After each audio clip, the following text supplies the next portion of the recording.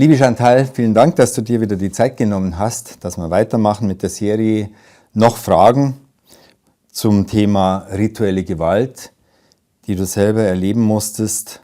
Und heute ist das Thema Verleugnungs- und Verleumdungsstrategien.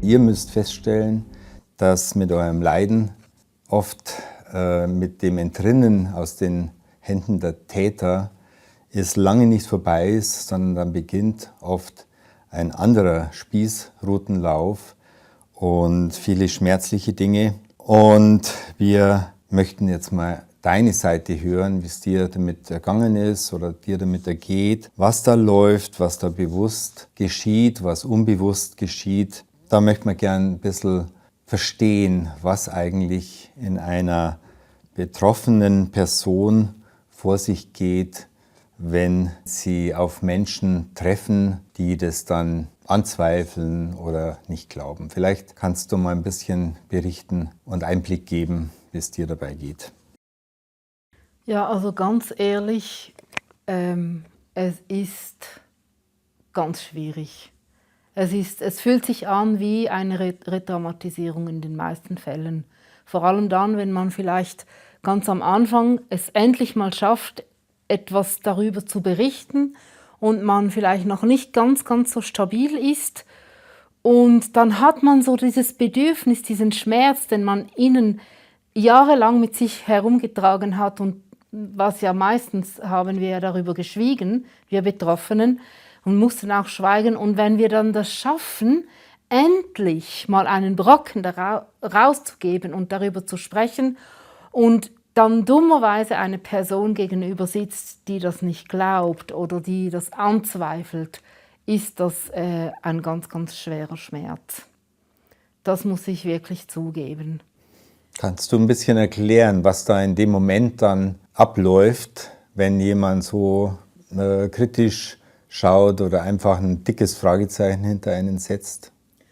Ja, also erstens mal, wenn man Betroffene ist in diesen Kreisen, wird einem ja sowieso oft gesagt, ach, du bist doch blöd und du kannst nichts und schau dich mal an, du bist so nichtsfähig und so weiter.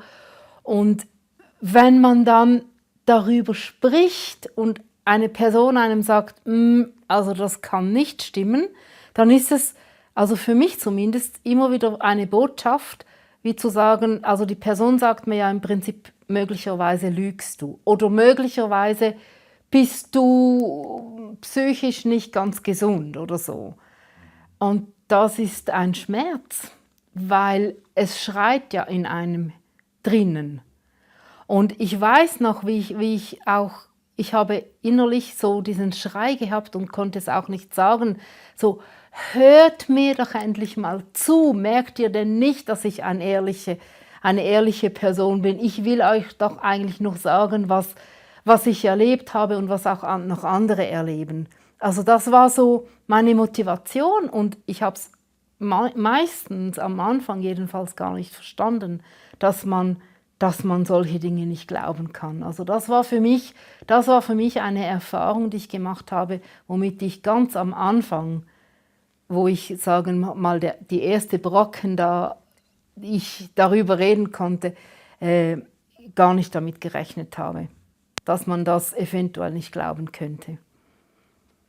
Ja. Gab es da aber umgekehrt dann Menschen, die dir voll geglaubt haben? Das gab es auch.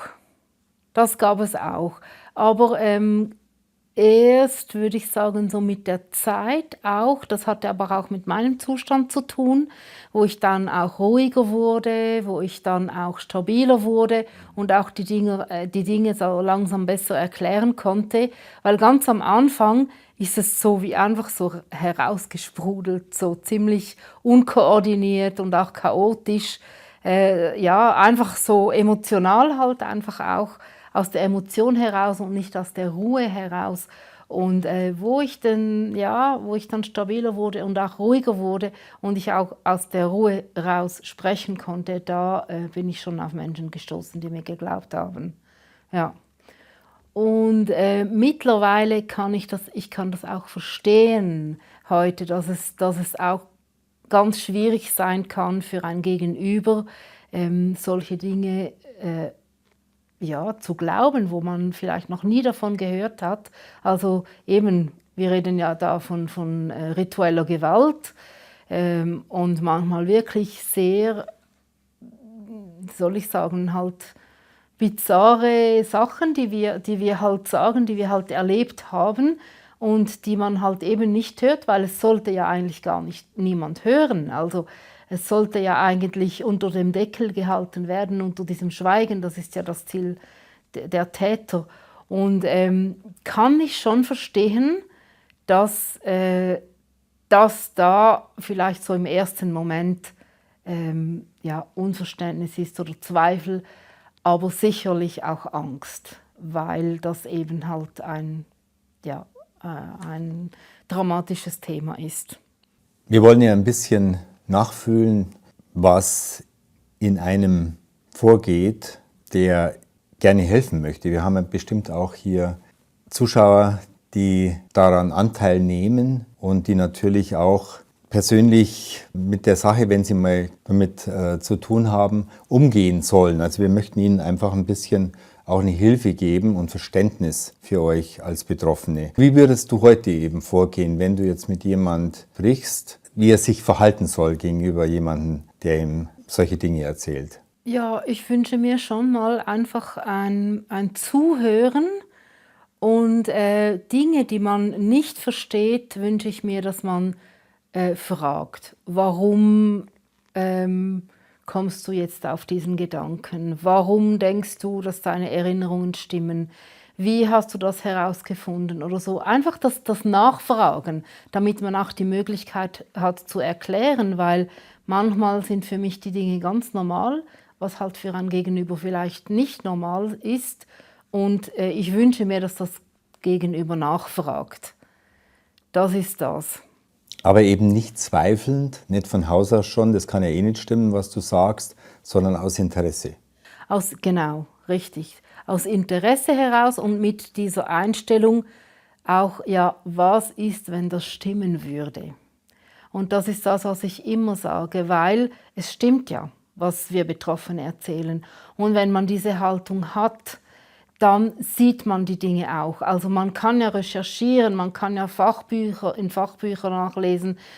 Es gibt so viele Leute, die darüber sprechen, auch Fachleute darüber sprechen. Also wenn man diese Haltung hat, es stimmt nicht, dann wird man es auch nicht sehen. Aber wenn man diese Haltung hat, na, es könnte allenfalls stimmen, was passt dazu, dann sieht man das auch. Und diese Haltung wünsche ich mir. Wie gehst du damit um, wenn jemand dann sagt, ja, das ist mir einfach zu viel, ich verkrafte das nicht? Also eben, das ist einerseits gibt es eine Verstandebene, wie ich schon vorher gesagt habe, kann ich es verstandesmäßig auch ein gewisses verstehen, weil das auch einfach nicht für jeder Mann oder jede Frau ist. Aber auf der emotionalen Ebene macht es mich traurig, sehr traurig, dass es noch so oft nicht gehört wird, weil es gibt in diesem Moment, jetzt gerade, wo wir miteinander sprechen, gibt es Kinder vor allem und auch erwachsene Menschen, die leiden. Und nicht nur jetzt, weil sie gerade gefoltert oder missbraucht werden, sondern die auch alleine zu Hause sind und leiden an den Folgen, was ihnen angetan wurde. Und dann gibt es die andere Seite, die einfach nicht zuhören will oder da sagt, es ist mir zu viel. Also das macht mich traurig und es ist natürlich auch dann das Gefühl der Einsamkeit, wo einem in diesem Moment auch manchmal fast überrollt, weil man wird halt dann in diesem Moment überhaupt nicht verstanden. Also man war alleine mit der Geschichte schon als Kind oder auch später, je nachdem, wie lange man in dieser Gewalt gefangen war. Und diese Einsamkeit, das geht weiter, weil man da nicht verstanden und nicht gehört wird. Die Gründe, warum man hier nicht rein will, ist natürlich auch, dass man selber Angst hat. Wenn diese Dinge stimmen, Hilfe, dann bricht dann mein ganzes Weltbild zusammen. Das löst dann eben aus, dass man gleich mal einen Bogen drumherum macht. Genau. Um die Sache. Und wo es dann eben ein Stück weiter geht, das ist jetzt unser zweiter Punkt, welche Argumente hört man für Menschen, die SRM abstreiten? Da geht es eben dann in den Bereich rein, wo man sich schon Argumente zurecht sucht oder die entsprechenden Videos irgendwie zusammensucht, die euch einfach widerlegen oder als Spinner oder irgendwie Kranke eben hinstellen. Und was sind denn da so die Punkte? Also ich muss dazu sagen, ich war sehr erstaunt, was mir da jetzt begegnet ist, seit ich auch öffentlich darüber rede. Weil am Anfang habe ich gedacht, naja, ich sage einfach, was ich erlebt habe, weil ich finde, das muss man unbedingt wissen. Und diese Menschen, die da noch drin gefangen sind, die brauchen Hilfe. Und dann wurde ich plötzlich irgendwie damit konfrontiert, dass mir gesagt wurde, naja, du bist eine Verschwörungstheoretikerin. Und das ist so ein Schlagwort, was einem entgegenkommt, wenn man darüber spricht. Und ja, also kann ich heute noch nicht verstehen, warum man das überhaupt als Argument nimmt, zum sagen, dass das nicht stimmt. Das würde ich ganz gerne verstehen können. Und dann sind natürlich Argumente wie, ja, es gibt keine Beweise. Das ist so ein Schlagargument von der Seite, die sagen, rituelle Gewalt gibt es nicht. Und da gibt es verschiedene Antworten darauf, warum es eben sehr schwierig ist, Beweise zu bringen. Aber auf dieses Thema gehen wir heute nicht ein. Das gibt andere Serien oder so dazu. Aber das ist so ein Argument. Aber einfach noch 1, 2 Worte dazu. Das ist auch ganz schwierig, auch weil es keine Erhebungen gibt bei der Polizei und auch weil die politische Grundlage dafür eben noch nicht geschaffen ist. Und das ist natürlich etwas, was wir auch in Zukunft brauchen, damit wir auch in der Lage sind, diese Beweise zu bringen. Also, ja. Und dann so die bekannten Sachen, wo einem gesagt wird, Schwurbler oder weiß ich was, bis Aluhüte. Also ich muss fast ein wenig schmunzeln darüber, weil das sind alles Ausdrücke, die ich gar nicht gekannt hatte. Also ich gar nicht wusste, was mir da eigentlich vorgeworfen wird. Ja, dann gibt es aber noch einige andere Argumente. Ein Schlagargument ist auch, dass uns Betroffenen gesagt wird, dass wir damit nur Aufmerksamkeit erzeugen wollen. Bei mir jetzt zum Beispiel, dass es ja nur darum geht, ein Buch zu verkaufen. Also kann ich auch nicht ganz verstehen, weil davon werde ich definitiv nicht reich von diesem Buch. Aber dass es irgendwie ein Aufmerksamkeitsdefizit gab in der Kindheit und dass man jetzt als Erwachsene das irgendwie auffüllen muss auf diese Art. Das ist auch etwas, was ich so nicht sehen kann, weil ich oder auch andere Betroffene, wenn wir anfangen, über rituelle Gewalt zu sprechen, ist uns bewusst, dass die allermeisten Menschen das entweder nicht glauben oder nicht glauben wollen oder nichts damit zu tun haben wollen. Also darüber zu sprechen, gibt einem nicht die Aufmerksamkeit, die man haben möchte, falls es um ein Aufmerksamkeitsdefizit gehen würde. Also da wären andere Themen eigentlich viel geeigneter, wenn es das Problem wäre. Ja, und das Argument ist auch, dass uns natürlich gesagt wird, wir seien halt psychisch krank oder irgendwas stimmt halt nicht. Oft wird ja von der Gegenseite gesagt, es ist schon echtes Leiden, da, weil eben wir ja irgendwie halt ein psychisches Defizit haben und diese Menschen brauchen auch echte Hilfe, also unbedingt, ja, aber das Leiden ist nicht diese rituelle Gewalt, die Sie sagen, sondern das Leiden liegt irgendwo anders. Dann ist es ja eben dann das Thema auch, dass schon gesagt wird, also dass Kindesmissbrauch und Kinderprostitution oder Menschenhandel und diese Sachen, die dazu zu dieser rituellen Gewalt ja gehören, also wo auch in dieser organisierter Gewalt ist, dass es ja schon gibt. Aber es gibt zum Beispiel keine unregistrierte Kinder. So etwas gibt es nicht. Und ich als Schweizerin habe auch das Argument schon gehört, auch von sogenannten Experten, also bei uns in der Schweiz müssen alle Kinder registriert werden, so etwas gibt es überhaupt nicht.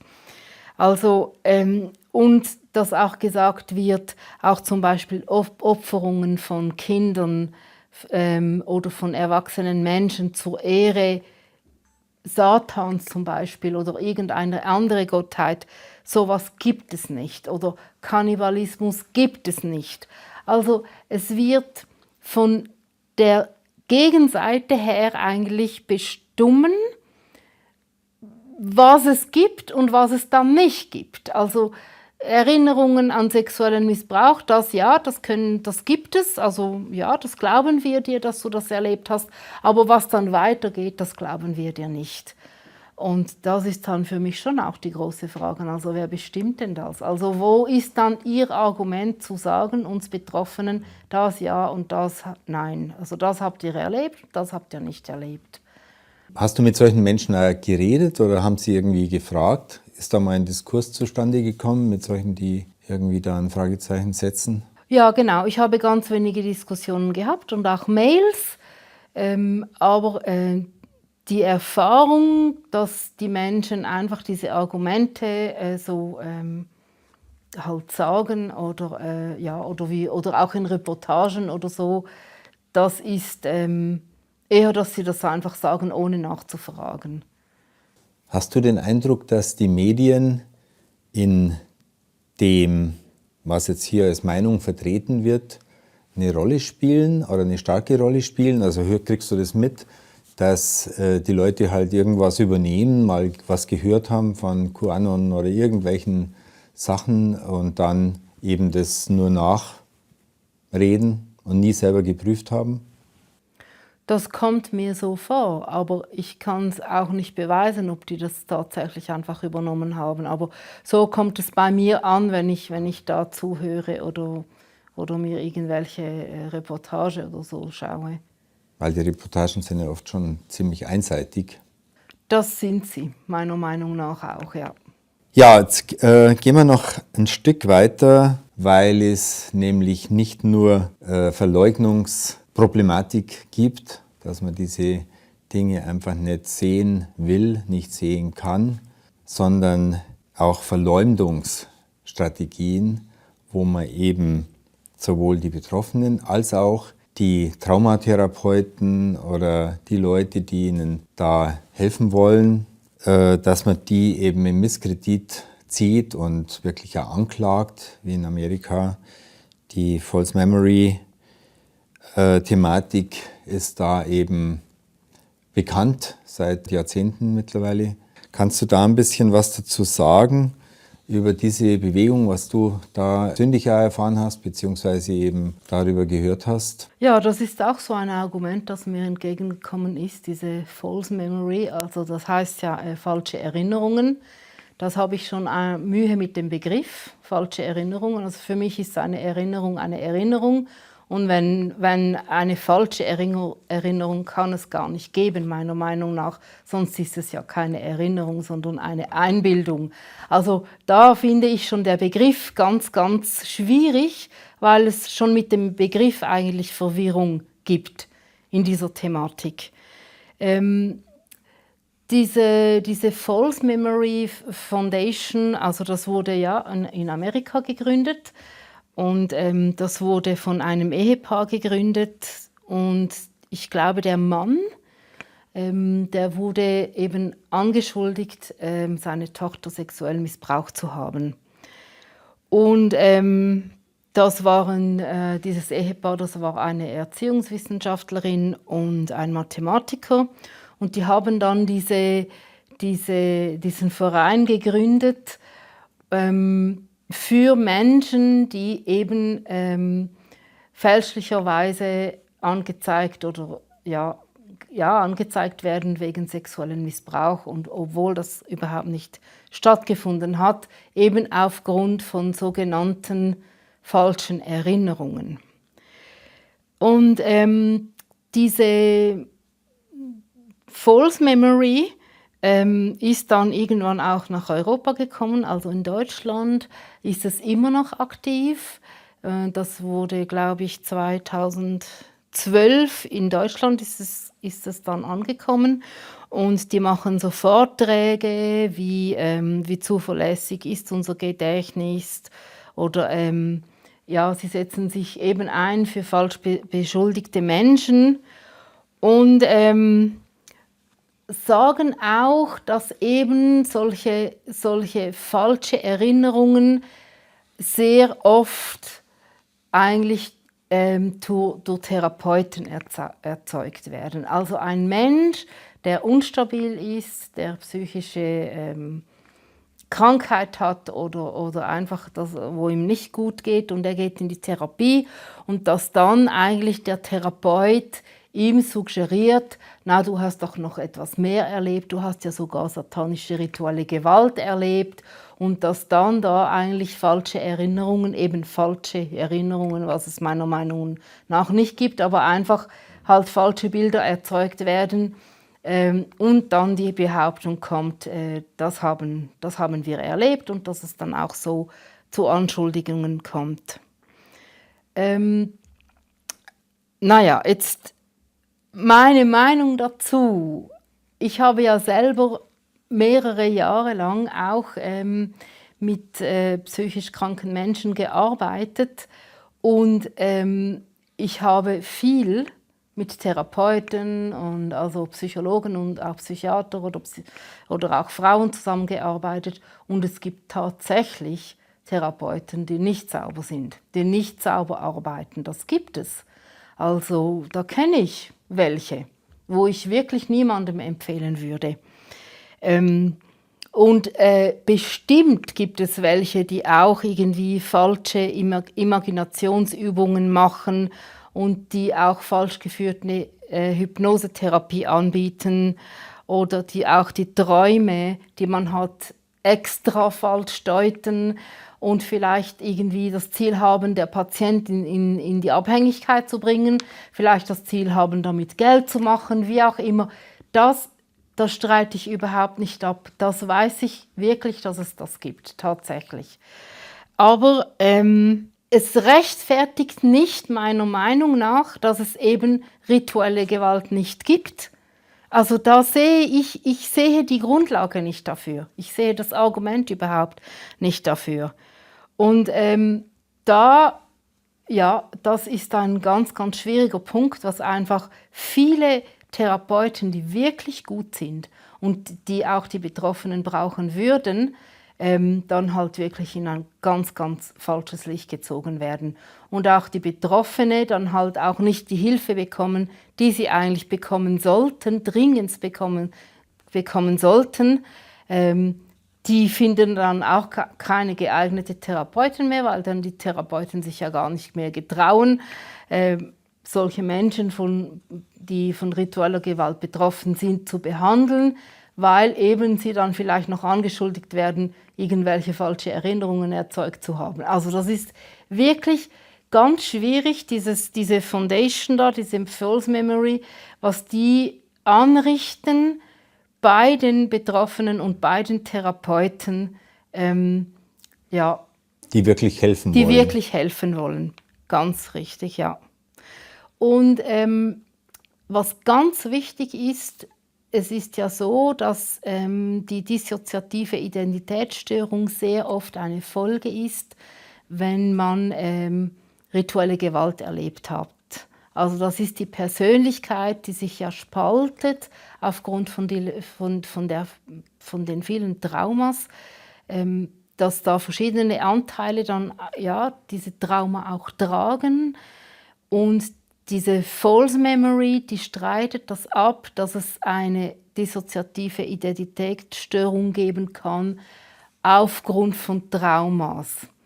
Und von daher, wenn man das ja abstreitet, dass es dies gibt, dann muss man ja auch abstreiten, dass es diese Art von Traumas gibt, wo eine dies hervorruft. Ja. Was denkst du noch zum Abschluss, was da die Motivation dahinter ist? Weil wenn es hier irgendjemand angeklagt ist, das sind ja nicht so viele, sind ja wenige Leute im Grunde genommen, die jetzt in Richtung ritueller Gewalt oder auch sexuellem Missbrauch angeklagt sind, verhältnismäßig. Was ist oder was kann die Motivation dahinter sein, so eine weltweite Bewegung ins Leben zu rufen und dann noch durchzusetzen und auch von den Medien noch so gepusht zu werden? Also für mich ist es ganz klar Täterschutz. Aber ich möchte wirklich zu bedenken geben, vor allem für diese Leute, die diese False Memory anpreisen, es hat es nicht ins ICD geschafft, also es wurde nie als Diagnose aufgenommen, weil es müsste ja eigentlich auch eine Krankheit sein, wenn man etwas glaubt und dann behauptet, man hat es erlebt und man hat es trotzdem nicht erlebt, hat es nicht. Aber die dissoziative Identitätsstörung als Folge von ganz schlimmen Traumas, das ist eine offizielle Diagnose heute. Ja, ich denke, dann haben wir das Thema Verleugnungs- und Verleumdungsstrategien. Hast du noch was abschließend? Ja, ich weiß, dass es stimmt, was ich erlebt habe. Und ich weiß, dass es wirklich nicht nur notwendig, sondern also ganz, ganz wichtig ist, da aufzuklären. Und wenn ich dazu beitragen kann, da aufzuklären, dann mache ich weiter. Egal, ob man mir das glaubt oder nicht, oder ob es diese Bewegung gibt oder nicht, ich mache da weiter. Ich rede weiter. Vielen Dank, Chantal. Mach das bitte. Wir brauchen dich und viele Betroffene brauchen dich auch, weil die noch nicht reden können, so wie du früher auch nicht reden konntest, die eine Stimme brauchen und wir wollen auch eine Stimme sein für euch. Danke vielmals.